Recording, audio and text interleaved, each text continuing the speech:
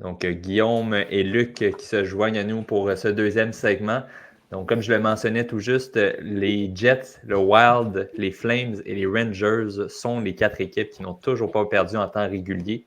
Si on s'attendait à voir les Rangers au sommet de leur division déjà en début de saison, les Jets, le Wild et les Flames, encore plus les Flames, c'est quand même des grosses surprises. Donc, je vous demande ce soir laquelle de ces formations maintiendra, si on veut, cette séquence le plus longtemps. Guillaume, je vais commencer avec toi. Quelle équipe aussi t'impressionne peut-être depuis le début de la saison? Ben, ça serait les Jets, là, sincèrement.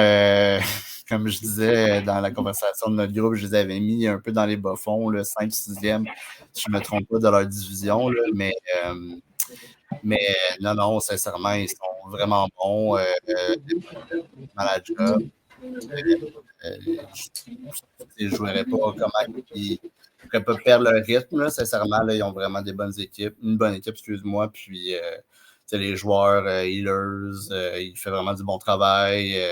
Velarde aussi, quelquefois. Shifley fait du bon travail aussi. Morrissey, il prouve encore que même s'il y a un petit gabarit, c'est un défenseur numéro 1. Donc, non, je pense que les Jets pourraient probablement continuer la run. Intéressant. Luc qui aime Josh Morrissey, est-ce que c'est les Jets pour toi qui maintiendront leur séquence? Écoute, j'aurais tendance à dire oui, mais je vais y aller plutôt avec les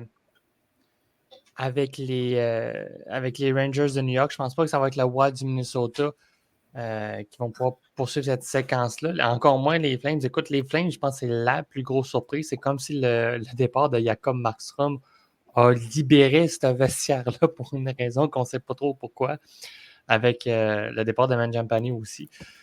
Pour moi, je pense vraiment que ça va être les Rangers, mais je ne serais pas surpris que les Jets soient l'avant-dernière équipe à mettre un thème à leur série victorieuse.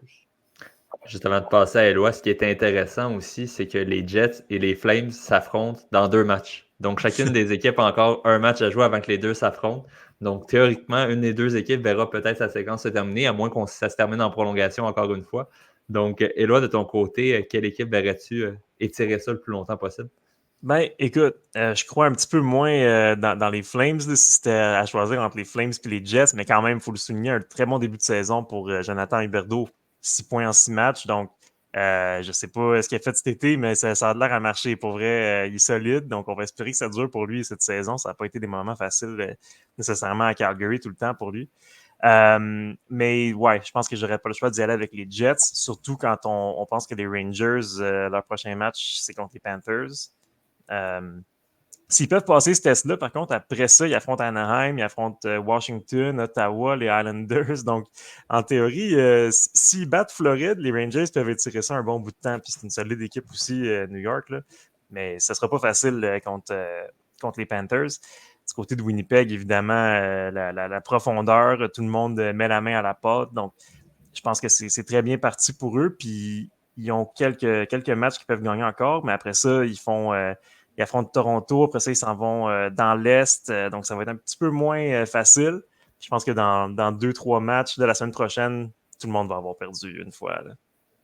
Oui, probablement. Je vais y aller avec les Jets aussi, quoique les Rangers, justement, comme tu le mentionnais, me tentent parce que j'ai l'impression qu'on est sur une bonne lancée. On peut justement battre les Panthers qui ont un bon début de saison, sont premiers de la division, mais tout de même, c'est pas non plus exceptionnel. En fait, il n'y a personne dans l'Atlantique en ce moment qui a un début de saison à tout casser. Là, Ouais. donc, peut-être qu'on pourrait étirer ça encore plus longtemps.